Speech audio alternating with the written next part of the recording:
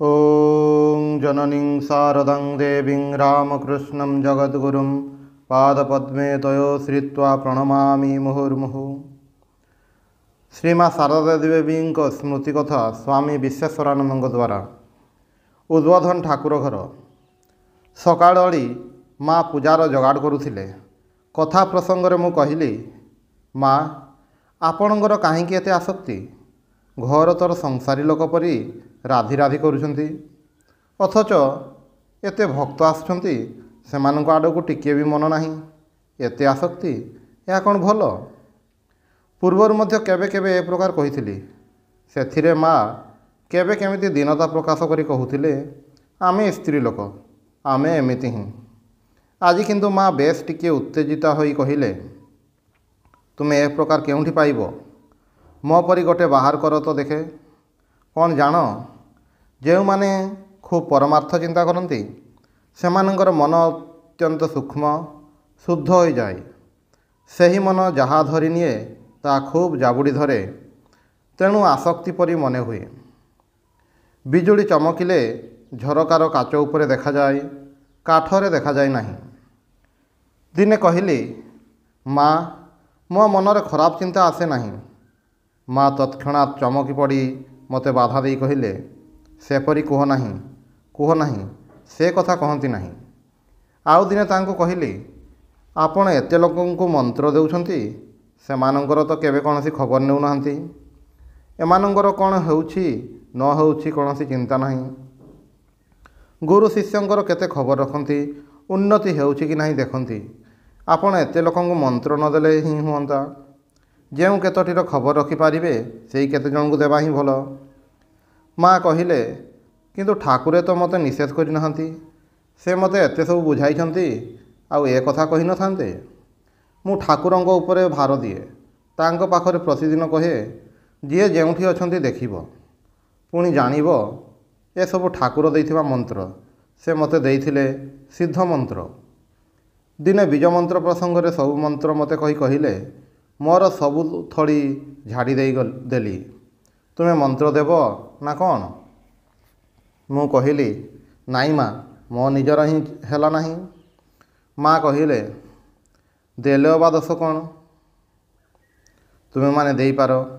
मु कहली, माँ मते सर्वत्यागी करि दियंतु, जेपरि जेउथिरे आकर्षण न रहे। माँ कहले, सर्वत्यागी तो तुमे अछ ही, पुणी कौन दीटा सिंह बाहरिब?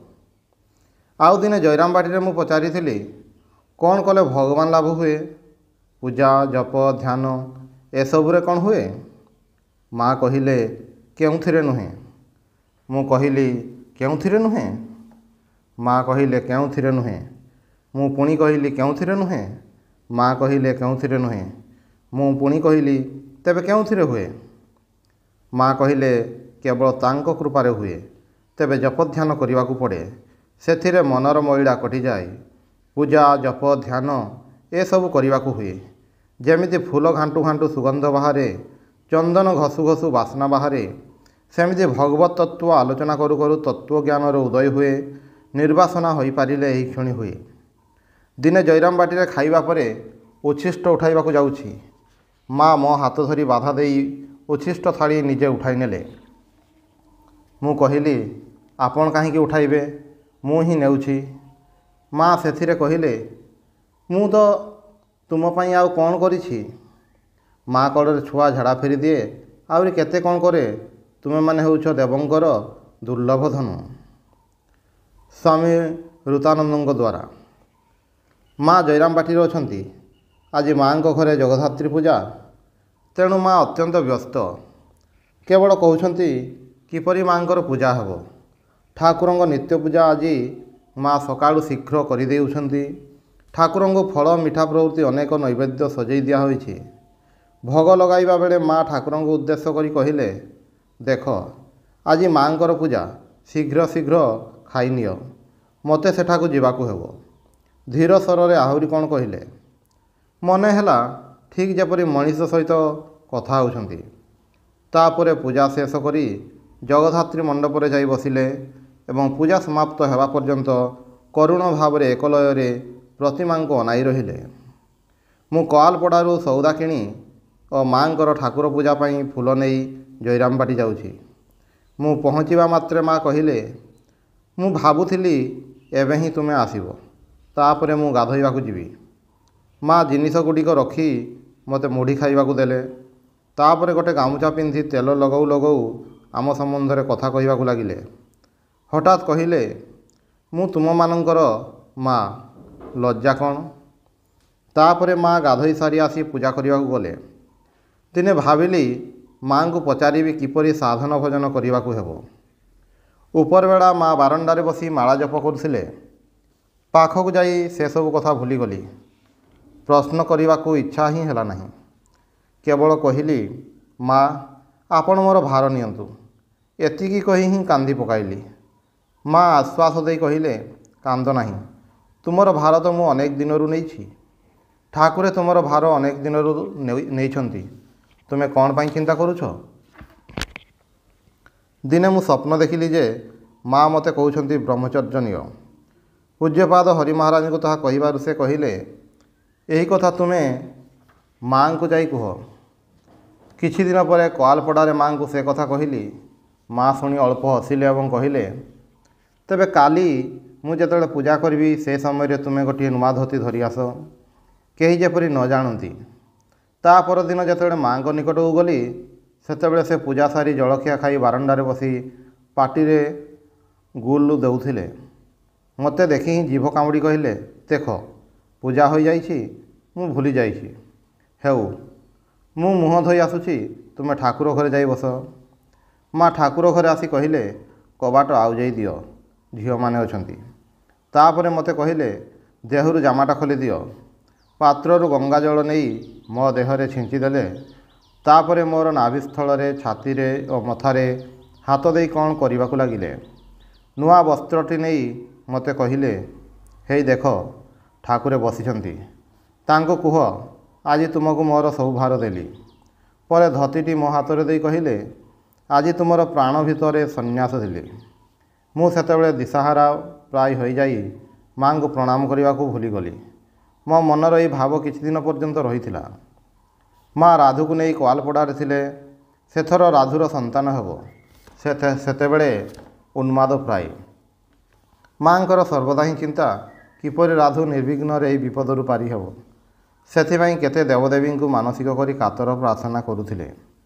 ସେହି ସମୟରେ ଦିନେ ମା କହିଲେ, ଦେଖ, ହନୁମାନ ଚରିତରେ ଲେଖା ଅଛି ଯେ ଭଲ ମନ୍ଦ କ'ଣ ହେବ ସେଥିରୁ ଜଣାପଡ଼େ। ତେବେ ରାଧୁର କ'ଣ ହେବ ଜଣାପଡ଼ୁଛି କି ନାହିଁ ଟିକେ ଦେଖ ନା। ମୁଁ ବହିଟି ଆଣି ପଢ଼ି ଦେଖିଲି, ସେଥିରେ ଛକ ଅଙ୍କା ହୋଇଛି। ତାହାର କୌଣସି ଏକ ସ୍ଥାନରେ ହାତ ରଖିବାକୁ ହେବ। ମା ଗୋଟିଏ ଜାଗାରେ ହାତ ଦେଲେ। ଫଳାଫଳ ପଢ଼ି ଶୁଣାଇଲି। ସେଥିରେ ଲେଖା ଥିଲା, ଭଲ ହେବ। ଏହି ଭଲ ଫଳ ଶୁଣି ମା ଖୁବ୍ ଖୁସି ହେଲେ ଏବଂ କହିଲେ, ତେବେ ରାଧୁର ନିଶ୍ଚୟ ଭଲ ହେବ। ସେ ଅର୍ଥାତ୍ ହନୁମାନ ଯେତେବେଳେ କହୁଛନ୍ତି ସେତେବେଳେ ନିଶ୍ଚୟ ଭଲ ହେବ। ଥରେ କୋଆଲପଡ଼ା ମଠରେ ଆଶ୍ରମ କାମ କରିବା ବିଷୟ ନେଇ ସେବକମାନଙ୍କ ସହିତ ଅଧ୍ୟକ୍ଷଙ୍କର ମତବିରୋଧ ବୁଝିଲା। ମା ସେତେବେଳେ ଜୟରାମବାଟିରେ ଥିଲେ। ଆମେ ପ୍ରାୟ ହିଁ କୋଆଲପଡ଼ାରୁ ତାଙ୍କ ପାଇଁ ସଉଦା ନେଇ ଯାଉଥିଲୁ। ମା କିଏ କେମିତି ଅଛନ୍ତି ସବୁ ଟିକିନିଖି ପଚାରି ବୁଝୁଥିଲେ। ଉକ୍ତ ମଠର ସମସ୍ତ ସମ୍ବାଦ ମା ଖୁବ୍ ଭଲ ଭାବରେ ଜାଣିଥିଲେ। ଦିନେ ତାଙ୍କ ଝିଆରୀ ମୋତେ ଏ ସମ୍ବନ୍ଧରେ ପଚାରିବାରୁ ମା ତାକୁ କହିଲେ, ତୋର ଏତେ ଖବର ଜାଣିବା କ'ଣ ଦରକାର? ସେ ଚାଲିଗଲା ପରେ ମା କହିଲେ, ଦେଖ, ସମସ୍ତଙ୍କୁ ସାଥିରେ ନେଇ ଚଳିବାକୁ ପଡ଼େ। ଠାକୁରେ କହୁଥିଲେ, ସବୁ ସହିଯାଉ, ସେ ଅଛନ୍ତି। ପରେ ମା ଯେତେବେଳେ କୋଆଲପଡ଼ା ଆସି କିଛି ଦିନ ରହିଲେ, ସେତେବେଳେ ଦିନେ ମଠାଧ୍ୟକ୍ଷ ମାଆଙ୍କୁ କହିଲେ, ମା, ପିଲାମାନେ ଏଠି ରହିବାକୁ ଚାହୁଁନାହାନ୍ତି।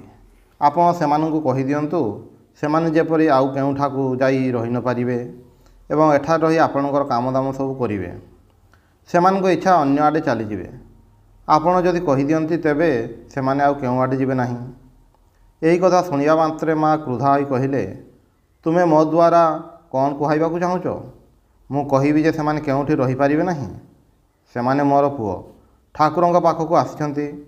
ସେମାନେ ଯେଉଁଠିକି ଯିବେ ସେଠାରେ ହିଁ ଠାକୁର ସେମାନଙ୍କୁ ଦେଖିବେ।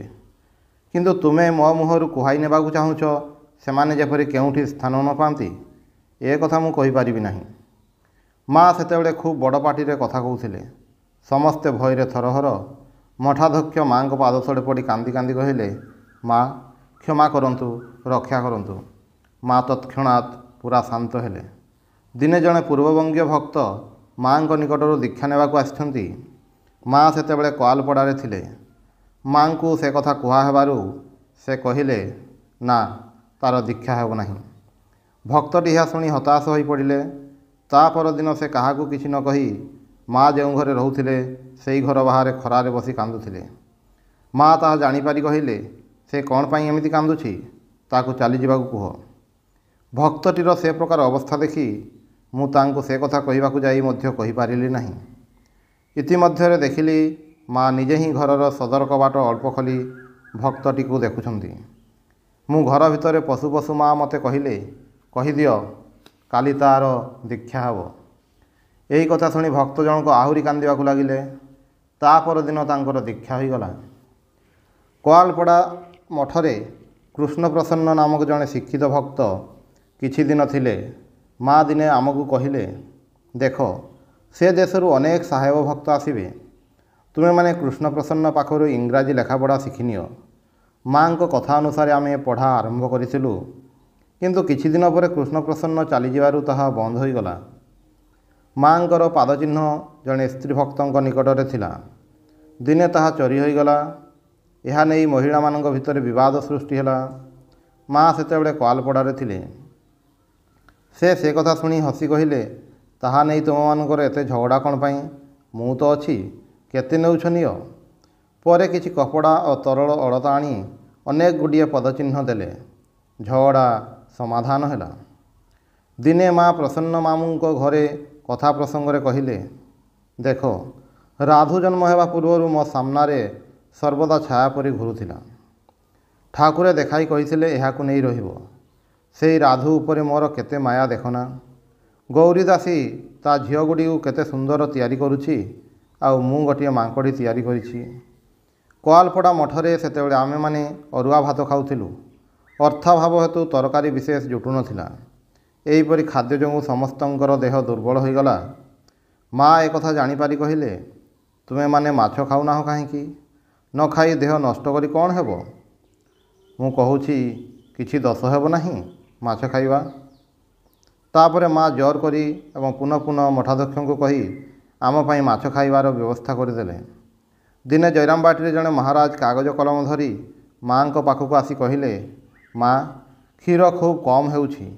ଗୋଟିଏ ଗାଈ ଯେତିକି କ୍ଷୀର ଦେଉଛି ସେଥିରେ ଅଣ୍ଟୁ ନାହିଁ। ତେଣୁ ଭାବୁଛି ଆଉ ଗୋଟିଏ ଗାଈ କିଣିବି।